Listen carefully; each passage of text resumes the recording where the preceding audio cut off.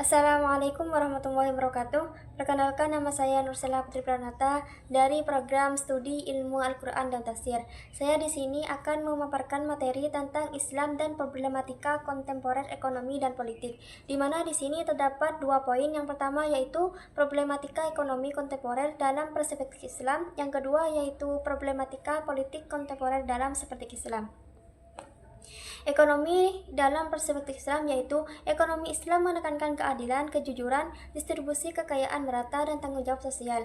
Tantangan besar muncul karena dominasi kapasitas global, praktik riba, dan ketimpangan ekonomi. Sistem zakat, infak, sedekah, dan wakaf sebenarnya dapat mengurangi kesenjangan, tetapi pengelolaannya di banyak negara belum optimal.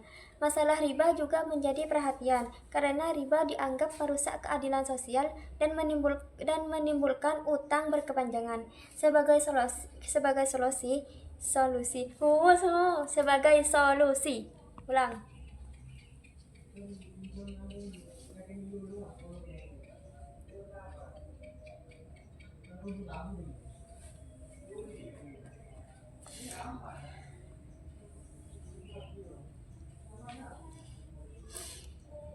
Assalamualaikum warahmatullahi wabarakatuh. Perkenalkan, nama saya Nursela Putri Pranata dari program studi Ilmu Al-Quran dan Tafsir. Saya di sini akan menjelaskan tentang Islam dan problematika kontemporer ekonomi dan politik.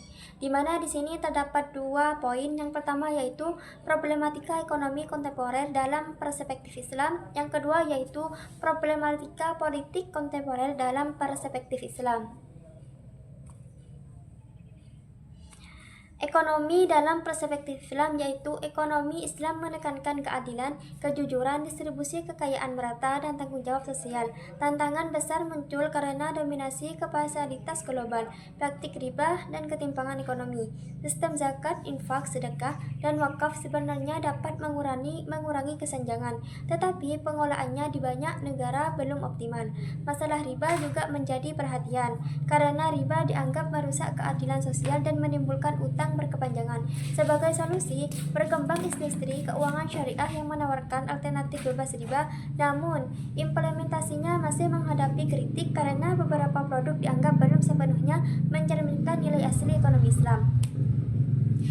Selanjutnya yaitu problematika politik kontemporer dalam perspektif Islam. Yang pertama yaitu Islam memiliki prinsip politik seperti amanah, keadilan, musyawarah, dan kepemimpinan yang etis. Namun negara-negara Muslim menghadapi tantangan seperti hubungan agama antar negara yang tidak seragam, korupsi, lemahnya tata kelola pemerintahan, dan konflik internal. Yang kedua yaitu secara global, umat Islam juga menghadapi Islamophobia, konflik geopolitik, dan intervensi saing yang memengaruhi kestabilan negara-negara Muslim. Selain itu, muncul ekstremisme yang menyimpang dari nilai Islam, merusak citra Islam, dan mengancam keamanan. Karena itu, diperlukan kepemimpinan yang moderat, pendidikan politik yang baik, dan kerjasama intersektor untuk mewujudkan tata kelola politik yang sesuai nilai Islam dan relevan dengan kondisi modern.